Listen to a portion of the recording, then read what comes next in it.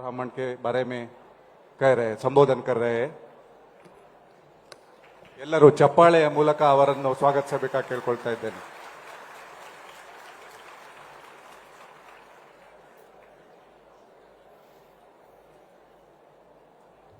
आप सभी को प्रणाम, नमस्कार।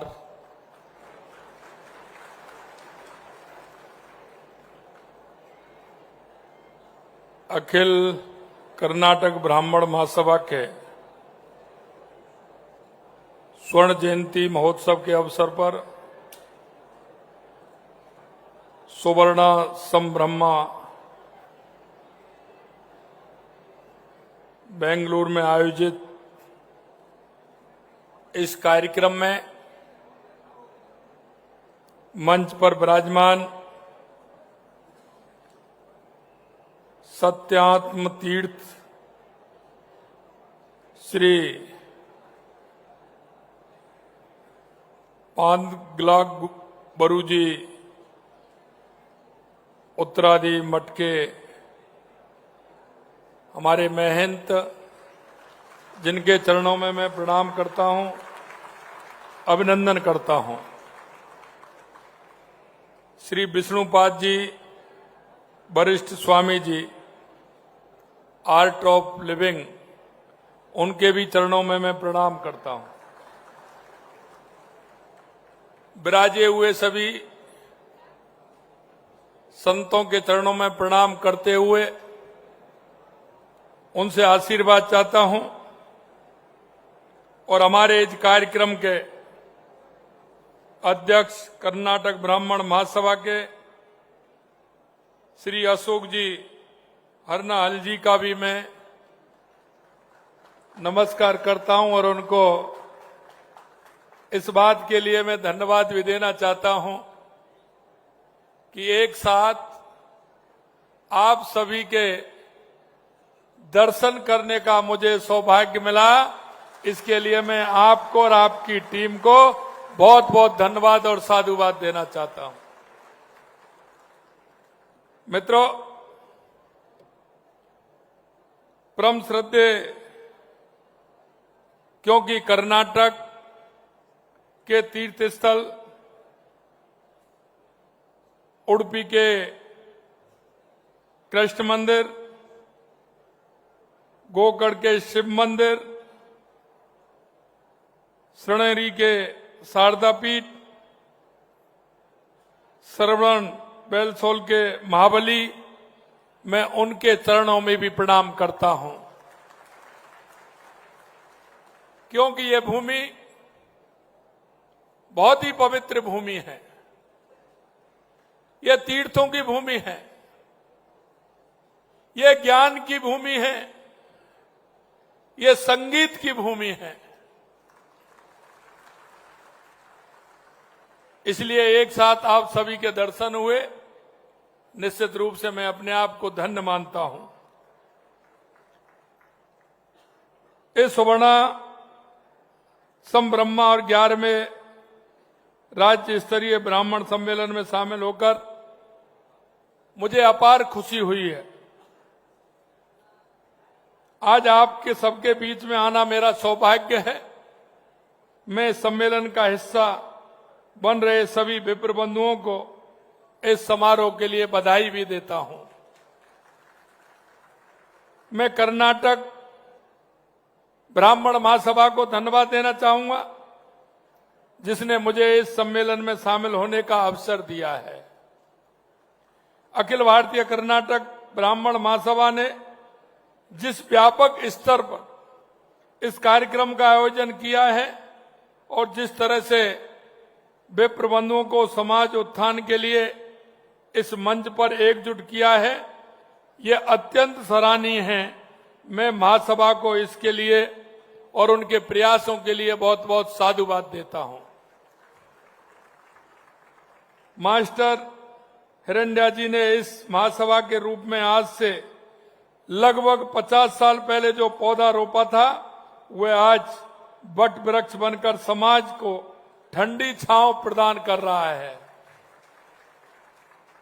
महासभा विप्र समाज को संगठित, आत्मनिर्भर संस्कार बनाकर एक नई दिशा दे रही है। ये संगठन विप्र बंधुओं को सामाजिक एकता, सामूहिक चेतना के संचार के मंच के रूप में काम कर रहा है। ये कर्नाटक के विप्र समाज में बाल का शिक्षा, गरीब एवं वंचित लोगों को आत्मनिर्भर बनाने का सराहनीय काम कर रहा है। जनसेवा के इन सब कार्यों से अपने ध्येय सर्वे जना सुखना भवन्तु की चरितार्थ कर रहा है। साथियों, इस समय दुनिया तेजी से बदल रही है। ऐसे में समाज की नई पीढ़ी में भी बदलाव आ रहा है। इन सब के बीच महासभा समाज के संस्कारों, परंपराओं को बनाए रखने का महान कार्य कर रही है। ये वेदों और शास्त्रों का पारायण, नित्य कर्मों का पालन, सामाजिक आयोजनों के माध्यम से सांस्कृतिक धरोहरों के संरक्षण एवं संवर्धन के लिए भी कार्य कर रही है। यह समाज को अपनी जड़ों से जोड़े रखना, हमारे प्राचीन ज्ञान को जीवित रखने का एक महत्वपूर्ण प्रयास है। महासभा द्वारा सम्मेलनों का आयोजित आर्थिक संस्थाओं, कल्याण मंडप और सामाजिक कार्यक्रमों का आयोजन समाज के उत्थान के लिए महासभा की प्रतिबद्धता को दर्शाता है। मैं इस आयोजन के माध्यम से सभी ब्राह्मण भाइयों और बहनों से अपील करता हूं कि महासभा के इन महान कार्यों में वे अपनी सहभागिता, अपनी भागीदारी सुनिश्चित करें और उसको निभाएं, ऐसा मेरा आपसे कहना है। समाज के सशक्तिकरण में अपना हर संभव योगदान दें। आज इस सांस्कृतिक वैभव की धरा पर सुवर्णा संब्रह्मा और 11वें राज्य स्तरीय ब्राह्मण सम्मेलन का आयोजन होना बड़े हर्ष का विषय है। सुखद संयोग है। यह मेरा भी संयोग है कि मैं राजस्थान की जिस धरती से आया हूं उसे अपनी सांस्कृतिक विरासत के लिए देश और दुनिया में जाना जाता है, और आज मैं जिस कर्नाटक की धरती पर आया हूं वह भी अपनी सांस्कृतिक विरासत के लिए विख्यात है। क्योंकि आपने देखा है, कर्नाटक की इस धरा से भगवान विष्णु के छठे अवतार भगवान परशुराम का भी गहरा संबंध रहा है। शास्त्रों में कहा गया है कि भगवान परशुराम ने कर्नाटक के कोंकण तट का निर्माण किया था, इसलिए इसे परशुराम सृष्टि कहा जाता है। यह सृष्टि हरे भरे पश्चिम घाटों, खूबसूरती, समुद्र तटों और मन को मोह लेने वाले दृश्य और सांस्कृतिक ऐतिहासिक स्थलों से समृद्ध है। और यहाँ के बारे में एक बात और कही जाती है, क्योंकि जब महाभारत का युद्ध हो रहा था तो महाभारत के युद्ध में सभी राजा महाराजा, रथी महारथी अपना हिस्सा लेने के लिए जा रहे थे और दो पक्षों में बंट रहे थे। एक पक्ष पांडवों का था तो दूसरा कौरवों का था। जब उस पक्ष में जा रहे थे तो हमारे कर्नाटक के उडुपी के राजा भी वहां गए और उन्होंने जाकर के वहां देखा कि दोनों भाइयों का जिस तरह से यह स्थिति बन रही है, मुझे किस पक्ष में खड़ा होना चाहिए। लेकिन मैं कहना चाहता हूं, उन्होंने भगवान कृष्ण से कहा कि महाराज, इतनी बड़ी सेना, असंख्य सेना है, इस सेना की व्यवस्था कौन करेगा। उन्होंने कहा कि इस व्यवस्था को करने के लिए कौन इसमें ठीक रहेगा। तो भगवान कृष्ण ने कहा उडुपी के राजा कि आपसे बढ़िया व्यवस्था इनकी कोई नहीं कर सकता। और उन्होंने वहां दोनों सेनाओं की व्यवस्था का काम उडुपी के राजा ने वहां उस महाभारत के युद्ध में किया था। मैं कह सकता हूं, ऐसे दानवीर, ऐसे समाज सेवी राजा हमारे कर्नाटक में हुए हैं और उन्होंने वहां जाकर के उस महाभारत के युद्ध की सारी व्यवस्थाएं उन्होंने देखी। जब भगवान कृष्ण ने लास्ट में उन्होंने पूछा कि व्यवस्थाएं इस तरह की होती थी, ना किसी दिन खाना कम पड़ता था और ना किसी दिन खाना ज्यादा बनता था, आप बताइए आप ये कैसे करते थे। उन्होंने कहा कि महाराज, भगवान कृष्ण ने कहा ये आपकी मर्जी है, मैं आपके द्वारा ही करता था। वो कैसे करते थे, तो उन्होंने कहा कि खाने के बाद जब मैं आपके शिविर में आता था तो मैं मूंगफली लेकर के आता था, और आप जब उसमें से जितनी मूंगफली खा लेते थे मैं उतना ही खाना कम कर देता था। वो आपके आदेश से ही होता था। इतने विद्वान और इतने विचार वाले राजा हमारे इस कर्नाटक में हैं। मैं आपसे कहना चाहता हूं, ये धरती बहुत ही पवित्र धरती है, संदेश देने वाली धरती है, संगीत की विधा को आगे बढ़ाने वाली धरती है। मैं कहना चाहता हूं कि जिस तरह से इस राज्य का कर्नाटक संगीत पूरी दुनिया के शास्त्रीय संगीत में अपनी विशिष्ट पहचान रखता है। यह शहर सिलिकॉन वैली के रूप में आईटी और स्टार्टअप के मामले में दुनिया के प्रमुख केंद्रों को भी टक्कर दे रहा है। आज का ये अवसर हमारे लिए समाज की महान विभूतियों एवं उनके अनुकरणीय कार्यों को स्मरण करने का अवसर है। ये हमारे लिए हमारे समाज की समृद्धि और विरासत को याद करने, भविष्य की दिशा के बारे में विचार करने का अवसर है। ब्राह्मण समाज हमारी सामाजिक और सांस्कृतिक धारा को दिशा देने वाला महत्वपूर्ण स्तंभ है। हमारी महान परंपराएं, संस्कृति, शिक्षा के प्रति अडिग निष्ठा हमें समाज के विकास में महत्वपूर्ण योगदान देने के लिए प्रेरित करता है, क्योंकि हमारा आहार, हमारा व्यवहार, हमारा विचार, हमारी वाणी, इस सारी बातें निर्भर करती हैं। क्योंकि मित्रों, मैं कहना चाहता हूं, यह समाज वो समाज बैठा है जो पूरे राष्ट्र को दिशा देने का काम करता है। क्योंकि सभी लोग आपका अनुसरण करते हैं। आप जो करते हैं, समाज के अंदर यह विश्वास है कि जो आप कर रहे हैं वो सर्वश्रेष्ठ है, वो अच्छा है, इसलिए वो आपका अनुसरण करते हैं। मैं आपसे यही कहना चाहता हूं, क्योंकि समाज ने जब विश्वास किया है तो हमें वही करना चाहिए। हम राष्ट्र की मजबूती के लिए हमेशा से आगे रहे हैं।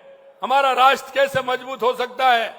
हम समान विचार को लेकर के चलने वाले लोग हैं, सभी समाजों को रास्ता दिखाने वाले भी लोग हैं, तो उनको साथ लेकर के चलने वाले भी लोग हैं। और हमने हमेशा जो पिछड़ा है, जो अंतिम पायदान पर बैठा है, उसको सहारा दे करके साथ चलने की हमारी जो प्रवृत्ति है, इसी ने हमारे को मान और सम्मान देने का काम किया है।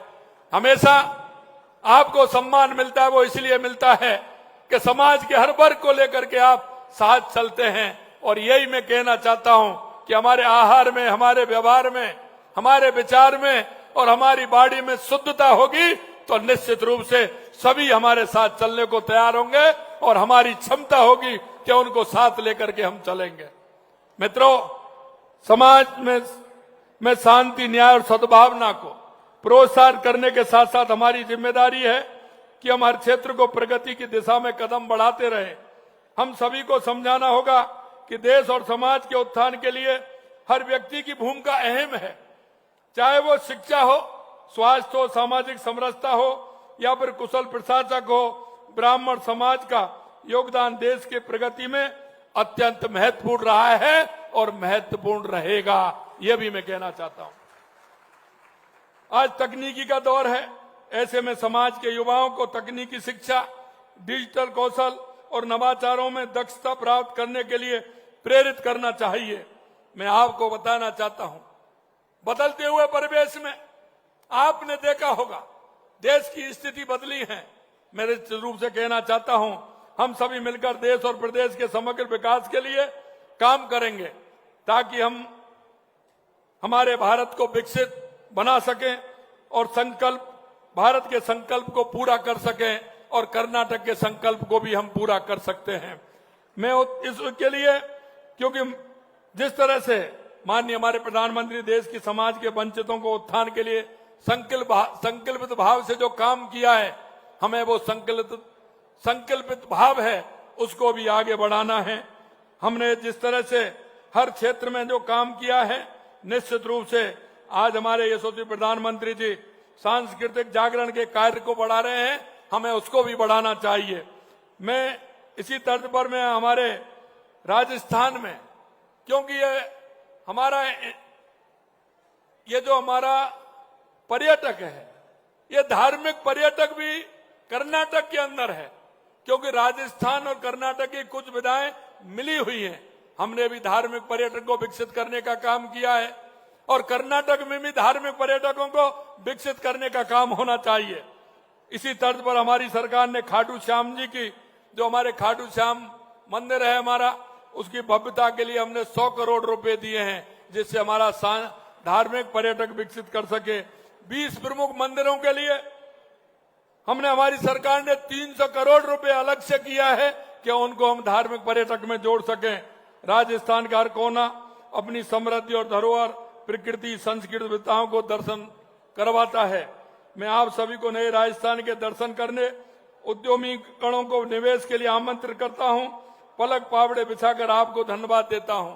मैं आपको ये भी कहना चाहता हूं कि हमारी सरकार ने निवेशकों के लिए ऐसा माहौल तैयार किया है जो हर संभव सुविधाएं मिलेंगी। और हम कहना चाहते हैं कि हमारी संस्कृति के विकास के लिए, हमारी सांस्कृतिक भाव के लिए, और हमारे देश के प्रधानमंत्री कहते हैं कि विकास भी और विरासत भी। मित्रों, मैं कहना चाहता हूं, विकास के साथ हमारी विरासत को भी हमें संभाल करके चलना है। यह बहुत आवश्यक है, क्योंकि हमारी विरासत हजारों सालों की, हमारी संस्कृति, हमारा विचार, उसे लेकर के हम चल रहे हैं, उसको भी सजोने का काम हमारा बनता है। मैं यही कहना चाहता हूं, जिस तरह से उत्पादकों में, सेवाओं में एक बड़ा बाजार, कुशल श्रम शक्ति उत्तर और पश्चिम प्रमुख बाजारों से सीधा जुड़ाव भी है। मैं अंत में इतना कहना चाहता हूं कि जिस तरह से राजस्थान और कर्नाटक के सांस्कृतिक आदान प्रदान को और अधिक मजबूती करने के लिए आप सभी को मैं राजस्थान आने के लिए आमंत्रित करता हूं, आपको निमंत्रण देता हूं, न्योता देता हूं, क्योंकि आओगे तो महसूस करोगे कि राजस्थान और कर्नाटक की जो संस्कृति है वो एक जैसी है, विचारे वो एक जैसे हैं। और आप हमारे नए वैदिक जो हमारे विद्यालय हैं उनको देखेंगे, हमारे मंदिरों को देखेंगे, मंदिरों में जो काम हुआ है उसे देखेंगे, एक सांस्कृतिक राष्ट्रवाद। और हम जब ये लेके चलेंगे हमारी संस्कृति, हमारा विचार, हमारी पुरातन, तो आपको लगेगा कि राजस्थान और कर्नाटक एक जैसे हैं।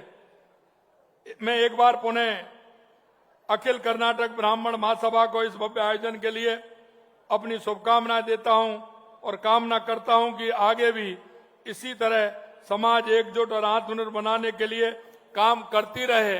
और अंत में मैं आपको कहना चाहता हूं, मित्रों, प्रदेश या देश की जब हम बात करते हैं तो निश्चित रूप से हमारे मन के अंदर एक भाव होना चाहिए, और भाव यह होना चाहिए तो हमारे पूर्वजों ने, हमारे बुजुर्गों ने जो हमको हमारी संस्कृति और विरासत में दिया है, उस विरासत को संजोने के साथ साथ हमें उसको मजबूत भी करना चाहिए।